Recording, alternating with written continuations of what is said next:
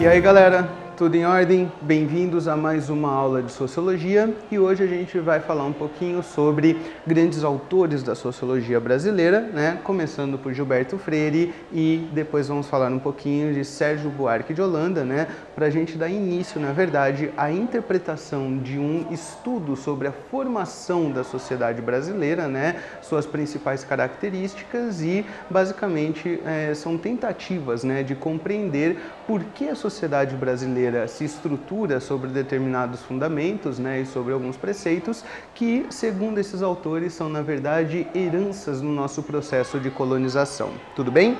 É importante ressaltar o seguinte, né? Esses autores fazem parte de um momento do pensamento social brasileiro denominado como geração de 30, ou seja, existe uma espécie de tendência metodológica nesse processo, né, ou nesse momento, de tentar compreender as características da sociedade brasileira a partir das nossas especificidades históricas, tudo bem? E da forma como nós fomos colonizados. Na verdade, tentar compreender o Brasil a partir das nossas características, né? A partir do nosso processo único, sem tomar qualquer tipo de parâmetro de comparação, por exemplo, com o desenvolvimento da sociedade europeia ou de outras colônias. Tudo bem?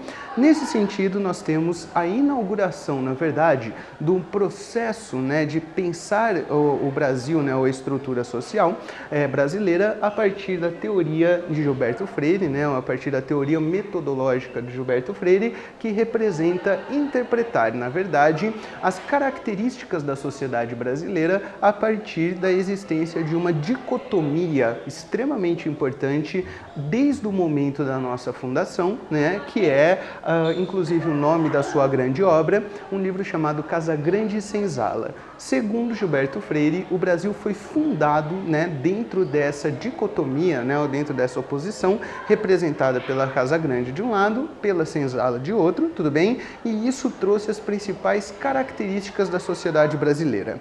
Como assim, né? Pensando no processo de colonização fundamentado nesses dois polos, né, ou nessas duas estruturas, nós temos especificamente o sistema denominado como plantation. Vocês devem se lembrar, né?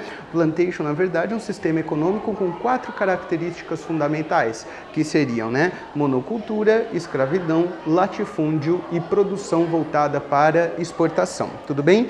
Nesse sentido, nós temos heranças, né? Nós temos, na verdade, uma estrutura social que foi toda fundamentada nessas características, como, por exemplo, o latifúndio, né? Até hoje nós podemos interpretar que a principal base econômica do Brasil são as chamadas commodities, né? E isso é uma herança de uma sociedade rural, de uma sociedade marcada basicamente pela estrutura econômica dada pela presença das grandes propriedades de terra, né? Só nós pensarmos, por exemplo, que o Ministério, até hoje, responsável por organizar, por cuidar da economia do país, é o Ministério da Fazenda, né? Dado a grande importância do latifúndio na fundação da República Brasileira, da nação brasileira de uma forma geral, né? Desde a sua colonização, passando pela monarquia e até os tempos republicanos, tudo bem?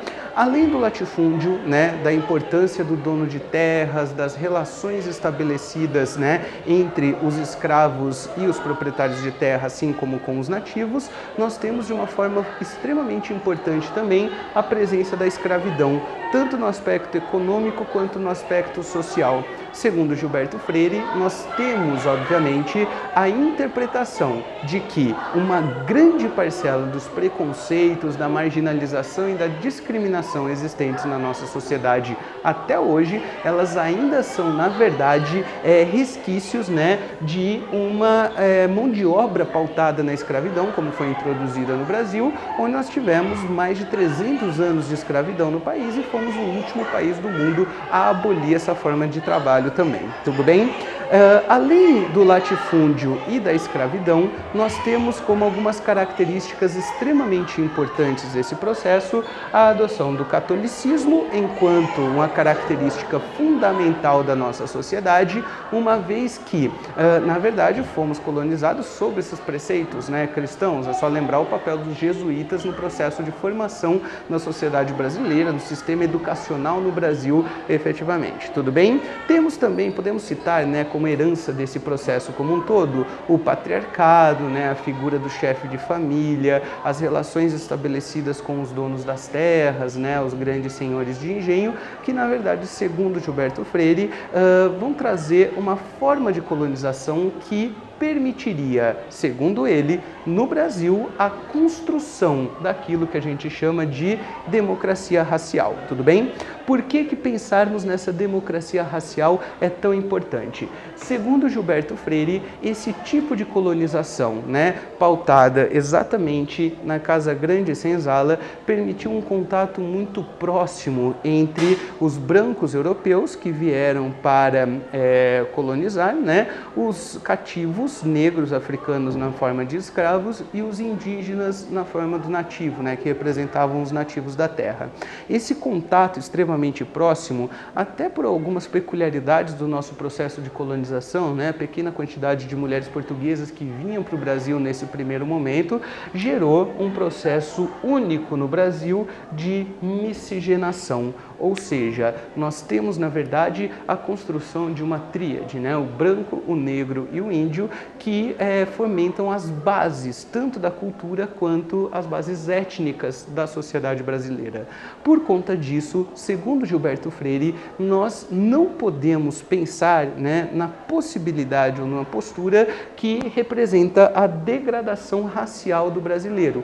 Até esse momento, era muito comum pensar no subdesenvolvimento, no atraso econômico brasileiro como característica da sua população, né, vista de uma forma inferior à população europeia até esse momento, inclusive incentivando algumas políticas públicas, como a política de embranquecimento da população, né, tomada pelo Segundo Reinado ou efetiva durante o Segundo Reinado, que prezava pela entrada de imigrantes brancos no Brasil a fim de melhorar a qualidade da população brasileira, a qualidade do povo brasileiro. Esse tipo de postura era extremamente importante nesse período, né, no final do século XIX e começo do século XX, justamente pautado em teorias eugenistas, né, em teorias evolucionistas, pressupondo que existiria uma estirpe, né, de povo superior, que era considerado o povo europeu, por exemplo, né, como padrão de civilização, o padrão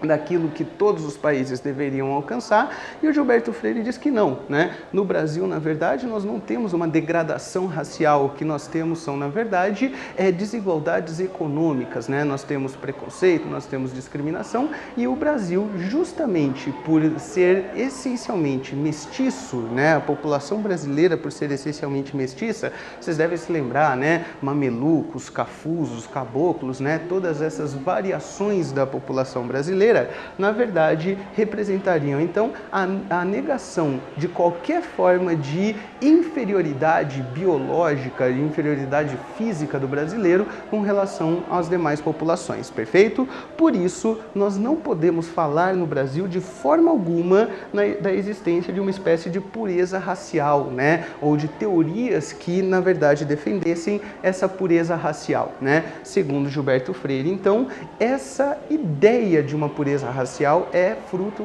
exclusivamente de preconceito. Por que a democracia racial poderia ser construída, segundo Gilberto Freire? Prestem muita atenção, ela não existe, mas ela poderia ser construída, tudo bem? Justamente porque não existe um único brasileiro que possa se dizer puro, perfeito? Nós temos, na verdade, né, nas nossas famílias, na própria construção da nossa população, de uma forma muito importante, esse processo de miscigenação. Tudo em ordem, pessoal? Já o Sérgio Buarque de Holanda, né, que é contemporâneo ao Gilberto Freire, na verdade, vai partir de um pressuposto completamente diferente sobre a constituição da sociedade brasileira, né, a partir daquilo que ele vai chamar de sentido da colonização, perfeito? Segundo Sérgio Buarque de Holanda, portanto, a gente pode entender, né, no continente americano principalmente, dois sentidos diferentes da nossa colonização, perfeito? que seriam dados, segundo ele, sob a ética dos aventureiros, perfeito, que são as colonizações dadas pelos países ibéricos, né, Portugal e Espanha, a partir de uma lógica de exploração. O que é essa ótica do aventureiro segundo Sérgio Buarque? Significa exatamente, né, a busca pelo enriquecimento, né, da forma mais rápida quanto possível. A ideia é exatamente explorar a terra, né, o máximo possível, no menor tempo possível, né, pois o intuito era exatamente voltar para Portugal, voltar para a metrópole, para a Europa, né, o mais rápido possível. E a ética dos trabalhadores, perfeito, que seriam as colonizações dadas pelos países anglo-saxões, né, principalmente a Inglaterra, né, pensando nas colônias de povoamento no norte dos Estados Unidos, onde na verdade existe um processo completamente diferente, né? Os puritanos que vão colonizar essas regiões, eles estão fugindo de perseguições religiosas na Inglaterra, portanto eles não podem voltar para sua terra natal, né, para sua terra de origem, e portanto é necessário formar um povo, formar uma sociedade nessa nova terra. Portanto, nós temos aí a ética do trabalho, a ética do esforço e o lucro, basicamente como uma espécie de recompensa pelo esforço e pelo trabalho dessa população, perfeito? Esta é a minha terra, eu vou morrer nessa terra e vou deixá-la de herança para os meus descendentes. Então nós temos lógicas completamente diferentes de atuação dentre os aventureiros e os trabalhadores, né?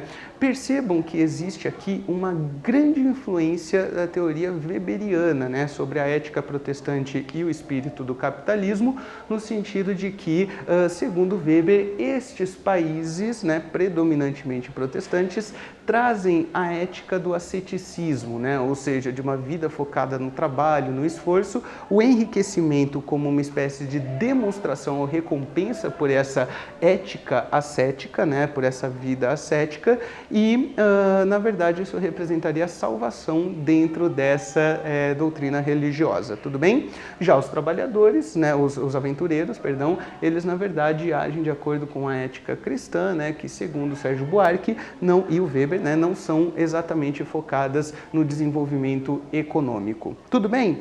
Nesse contexto, para o Sérgio Buarque, o Brasil é, na verdade, herdeiro de uma série de características da colonização portuguesa, como, por exemplo, a ruralização da sociedade, perfeito, né? O não empenho no desenvolvimento de uma sociedade específica, né? Ou de uma sociedade efetivamente dada, e o personalismo, ou seja, a valorização das relações pessoais, perfeito, entre os indivíduos, né? É só nós pensarmos, por exemplo, no conceito de patrimonialismo, onde o bem público, né? Onde o conceito de público, ele é, na verdade, confundido com algo de propriedade particular, como era, por exemplo, o poder dos reis absolutistas, né?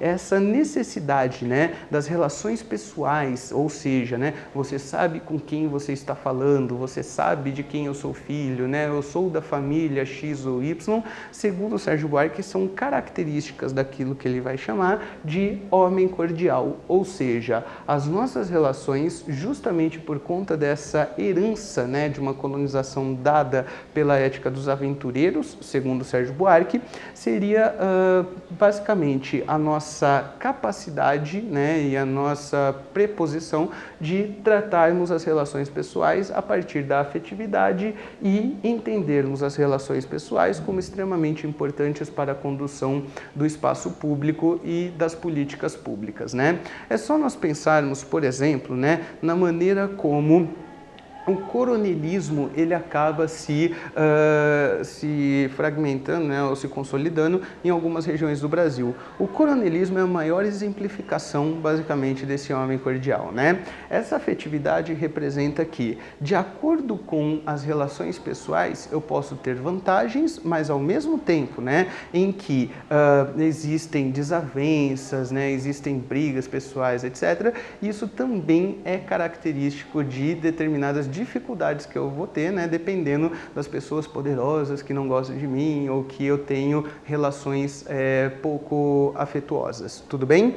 Nesse sentido, então, é basicamente nós entendermos que nós temos uma construção de relações públicas, de relações políticas, que são dadas muito mais por essas características pessoais, por exemplo, gostar ou não gostar, do que identidades ideológicas, né? Ou seja, nós votamos, por exemplo, muito mais em pessoas do que em ideologias políticas. E isso é extremamente importante para entendermos, né, determinados contextos políticos em que as pessoas votam nas pessoas simplesmente porque elas acham, né, que determinado candidato é mais bonito ou determinado candidato tem maior identificação com algumas classes sociais, mas não exatamente pelas ideologias que eles representam. Por exemplo, nós podemos perceber que os próprios partidos políticos no Brasil não têm exatamente uma raiz ideológica, né, que esteja realmente inserida dentro da sociedade brasileira. Tudo bem? Só para a gente ficar nesse exemplo do que seria esse processo, esse conceito de homem cordial do Sérgio Buarque. Perfeito, pessoal? Espero ter ajudado aí. Até a próxima.